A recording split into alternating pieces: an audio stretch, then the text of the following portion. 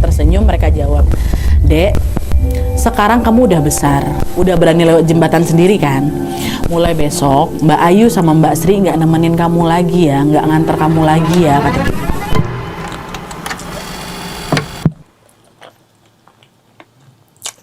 Wassalamualaikum warahmatullahi wabarakatuh. Terima kasih sudah klik video ini. Di malam ini seperti biasa aku akan menemani kalian lagi dengan membawakan atau menceritakan satu kisah horor Wawa part 333. Kisah malam ini berkaitan sama yang aku tulis di judul tentunya, yaitu diantar. Nah, satu kata sederhana tapi menyimpan cerita yang tidak sesederhana itu rupanya, Wak. Kadang kita tuh nggak sadar dalam hidup ini kita tuh kan memang sering kali diantar kan, diantar pergi, diantar pulang gitu, diantar menuju sesuatu yang mungkin belum kita pahami. Dan rasanya pasti tenang ya kan kalau ada yang nemenin perjalanan kita itu, apalagi kalau jalanan lagi sepi gitu. Tapi masalahnya, gimana kalau yang nganterin kita ini ternyata bukan manusia? Masih terasa menyenangkan atau justru sebaliknya? Nah, kejadian inilah yang dialami sama Wawa dalam KHW yang mau aku ceritakan malam ini, Wak. Penasaran gimana kisah selengkapnya? Jadi tanpa berlama-lama kita langsung masuk aja ke ceritanya ya. Check it out.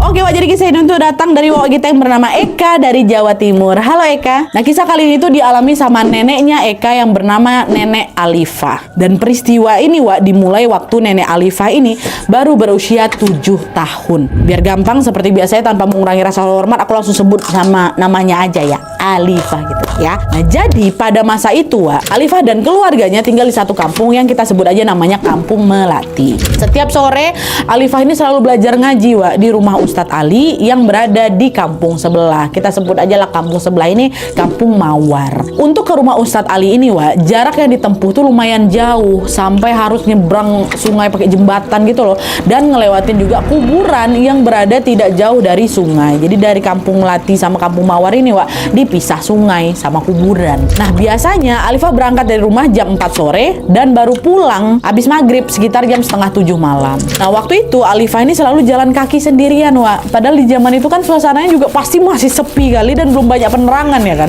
Bisa kalian bayangkan seseram apa perjalanan Alifah tiap kali berangkat dan pulang dari ngaji itu, ha? Jalan harus lewat jembatan, lewat kuburan, pulangnya juga harus lewat kuburan sama jembatan lagi. Dah lah, guys, singkatnya pada suatu sore Alifah berangkat ngaji seperti biasa, Wak.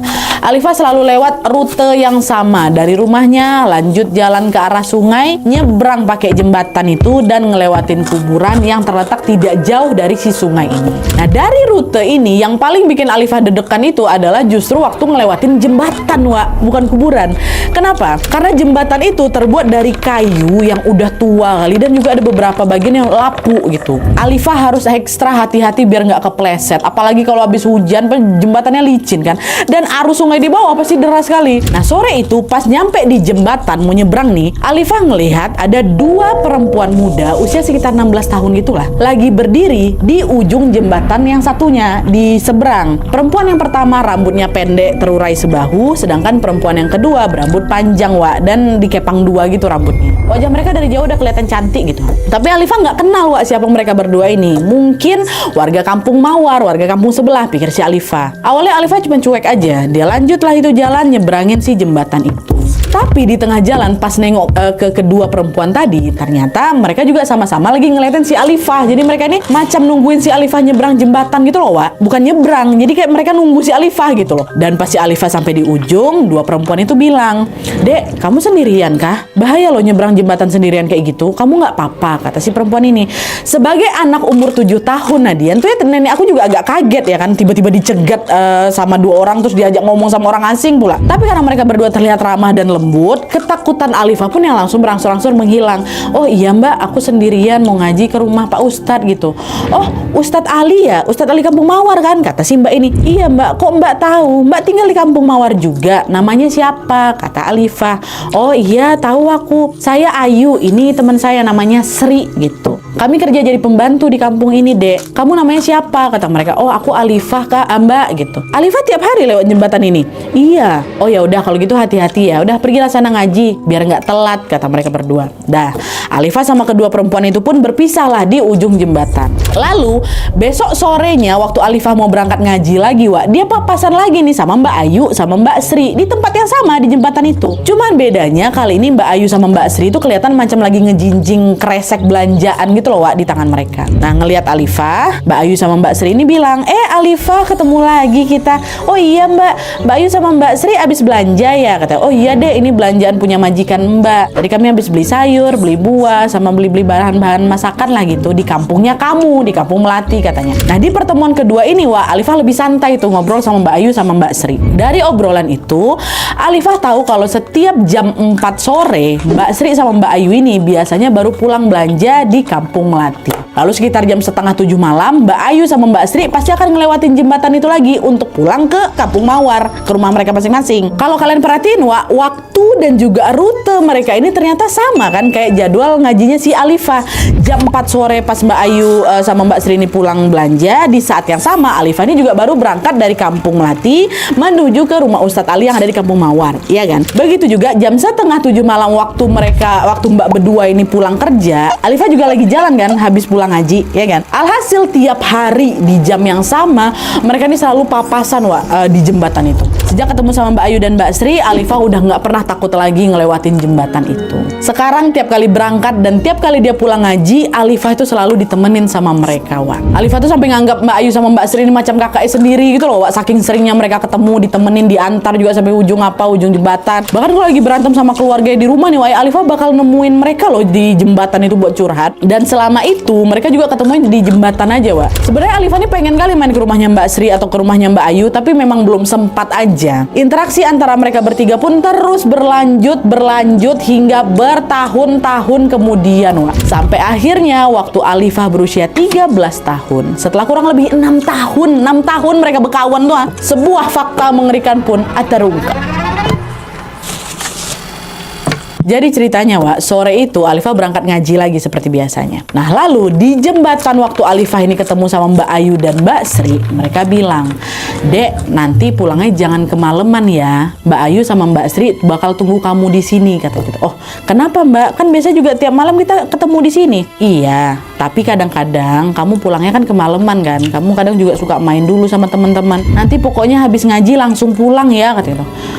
Emang ada apa Mbak? Nggak apa-apa, pokoknya Mbak Ayu sama Mbak Sri tunggu kamu di sini, katanya. Percakapan itu terasa janggal memang Wak. Tapi karena buru-buru mau berangkat ngaji, Alifah nggak sempat nanya lebih jauh tuh. Alifah cuma salim sama mereka sambil bilang, oh ya udah Mbak, Alifah berangkat dulu ya. Nanti kita ketemu lagi di sini ya, kata kayak gitu. Nah, dah tepat ketika mereka salaman ini Wak, Alifah kaget karena tangannya Mbak Sri sama Mbak Ayu itu dingin kali kata nenek aku. Alifah juga baru sadar kalau wajah mereka pucat. Sakit apa mbak-mbak ini? Nah sebenarnya Alifah juga pengen nanya kondisi mereka, tapi mereka udah lebih dulu bilang, udah sana berangkatlah kamu, jangan lama-lama di sini nanti keburu telat kamu ngajinya. Alifah pun mengurungkan niatnya buat nanya lagi, dia pun langsung lah mengucapkan salam dan bergegas pergi ke rumahnya Ustadz Ali. Nah lalu setelah ngaji, seperti yang sudah disepakati, Alifah langsung pulang pada saat itu juga Wak, langsung pulang. Di tengah jalan dari kejauhan dari Kampung Mawar ya berarti, Alifah udah ngeliat Mbak Ayu sama Mbak Sri udah nungguin di ujung jembatan. Alifah berlari kecil lah gitu kan, disamperin lah mereka. Mbak, udah sini aku kan. Sebenarnya ada apa sih Mbak? Kok tumben kali Mbak ini nyuruh aku cepat pulang? Ada apa gitu? Sambil tersenyum mereka jawab, Dek, sekarang kamu udah besar, udah berani lewat jembatan sendiri kan? Mulai besok Mbak Ayu sama Mbak Sri nggak nemenin kamu lagi ya, nggak nganter kamu lagi ya, kata kayak gitu. Loh kenapa Mbak? Kata Alifah. Kenapa? Emang kalian mau kemana? Kalian ini sakit ya, kata si Alifah. Oh enggak kok, kami nggak sakit. Malam ini kami mau pulang ke kota, ada kota A lah gitu. Kami udah nggak kerja di kampung ini lagi Dek. Loh Mbak Ayu sama Mbak Sri bukan orang asli sini? Bukan Dek, kami tuh cuma pendatang di sini dan kami cuma ngontrak karena dapat kerjaan di sini gitu. Ya Allah, padahal aku belum sempat loh main ke rumah kalian, kok udah mau pergi aja, kata Alifah. Iya maafin kami ya, kapan-kapan kalau ada kesempatan kita bisa main lagi, kata mereka. Percakapan itu bikin si Alifah ini sedih Wak. Itu ya udah dekat kali dia sama mbak-mbak ini kan. Nah untuk menghibur Alifah, Mbak Ayu sama Mbak Sri ini pun ngasih dia uang koin gitu, uang receh ke si Alifah. Udah jangan sedih nih buat jajan ya, kata kayak gitu. Alifah nerima uang itu memang, tapi dia masih sedih lah gitu kan. Mereka bilang lagi, dah yuk pulang yuk, ini bapak ibu kamu pasti udah nungguin kamu di rumah. Tanpa ngomong apa-apa, Alifah langsung ngegandeng lah kedua tangan Mbak itu, Mbak Sri di sebelah kiri, Mbak Ayu di sebelah kanan gitu. Mereka berjalan lah, itu betulan berjalan beriringan nyebrangin jembatan Wak. Nah di momen itu Alifah ngerasa tangannya mereka berdua tuh dingin Wak, dingin. Ini mereka lagi sakit ini. Ditanya sama Alifah, mbak lagi sakit ya? Enggak kok, kami nggak sakit, mungkin nggak lagi kecapean dikit aja memang kan, soalnya juga hari ini hari terakhir kerja kata mereka. Dan setelah dengar jawaban itu, Alifah udah gak nanya apa-apa lagi. Mereka terus lah itu berjalan, diantarlah sama si berdua ini sampai tibalah di ujung jembatan Kampung Melati. Sebagai salam perpisahan, mereka sempat berpelukan waktu itu, Wak, berpelukan. Habis itu Alifah pamitlah pulang ke rumahnya. Nah setelah berpisah ini, Wak, Alifah nggak bisa nahan rasa sedihnya. Nangis dari situ kan, dia nolehlah ke belakang untuk ngelihat Mbak Ayu dan Mbak Sri terakhir kalinya. Alifah pengen memandangi kedua mbaknya itu ya kan mereka udah mau balik ke kota itu. Tapi apa yang dia lihat malah mengejutkan. Kalian tahu? Pas Alifah nengok ke belakang, di saat yang sama Mbak Ayu sama Mbak Sri juga udah berjalan ke arah yang berlawanan. Otomatis yang kelihatan kan cuma punggung mereka berdua aja ya kan. Dan di situ Alifah ngelihat di punggung mereka ada lubang menganga sebesar piring, Wak. Organ dalamnya ada teburai keluar. Dan ada banyak kali belatung berjatuh dari lubang itu. Sejak dekat daripada. Astagfirullah, sudah bolong, kata Alifah kan. Saking kagetnya, Wak, Alifah tuh juga bisa mematung dia. Dan yang bikin makin kaget, Wak, ternyata Mbak Ayu sama Mbak Sri itu nggak lagi berjalan ke arah pulang ya. Mereka malah nyebrangin jembatan dan berjalan ke arah kuburan dekat situ. Mereka asuransi merinding aku masuk ke sana, hilang gitu aja. Tepat setelah Mbak Ayu sama Mbak Sri itu udah nggak kelihatan lagi, pingsan Alifah di situ. Pingsan langsung nenek aku. Baru sekitar jam 8 malam, Wak, Alifah yang masih pingsan ini akhirnya ditemukan sama Pak D-nya yang kebetulan lewat di sana juga. Alifah langsung digendong, dibawa pulang lah ini ya kan. Nah, sesampainya di rumah, orang-orang pun berusaha menyadarkan si Alifah. Lalu pas Alifah ini sadar, dia kelihatan linglung, Wak, sampai nggak bisa diajak ngomong waktu itu, linglung deh. Gitu kan. Alifah cuma diam aja sambil memperhatikan beberapa batu kerikil yang tiba-tiba muncul di genggaman tangannya. Kerikil. Dan setelah mencerna apa yang terjadi, Wak, barulah Alifah sadar di situ kalau batu-batu kerikil itu adalah tadi uang pemberian Mbak Ayu sama Mbak Sri. Uangnya berubah jadi batu kerikil, Wak.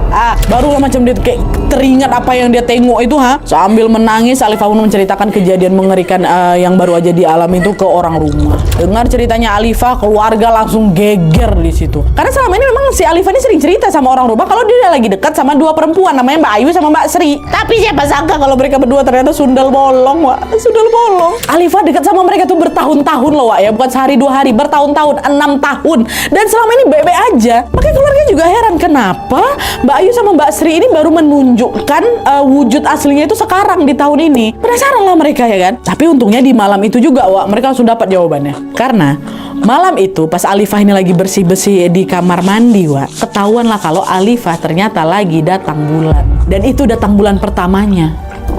Sejak malam itu Alifah resmi udah akil balik. Mungkin dulu Mbak Sri sama Mbak Ayu itu datang karena Alifah tuh masih kecil ya kan. Mereka nggak tega nih ngelihat anak kecil nyebrang jembatan sendirian. Mereka datang untuk nganterin Alifah. Terus sekarang setelah Alifah beranjak besar, gede, mungkin Mbak Ayu sama Mbak Sri ngerasa oh Alifah sudah bisa nih dilepas sendiri. Dan sejak malam itu Alifah udah nggak pernah lagi ketemu sama mereka, Wak. Sama sekali nggak pernah. Sampai sekarang pun Alifah nggak akan pernah bisa ngelupain kejadian itu, Wak. Walaupun berakhir menyeramkan, tapi di dalam hatinya Alifah selalu mengenang Mbak Sri dan Mbak Ayu sebagai sosok yang baik.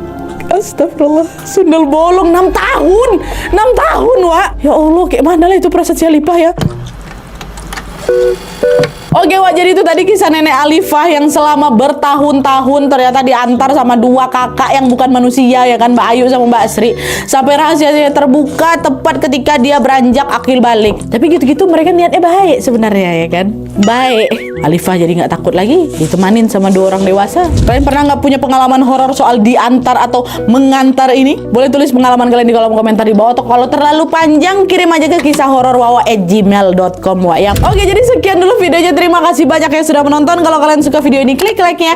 Jangan lupa komen di bawah gede dan saran-saran untuk selanjutnya. Jangan lupa nyalain notifikasi ya supaya kalian tahu kalau upload video baru. And as always, jangan lupa untuk klik tombol subscribe supaya kalian sama-sama tahu informasi menarik dan menegangkan dari channel aku. See you next video, Wak. Bye.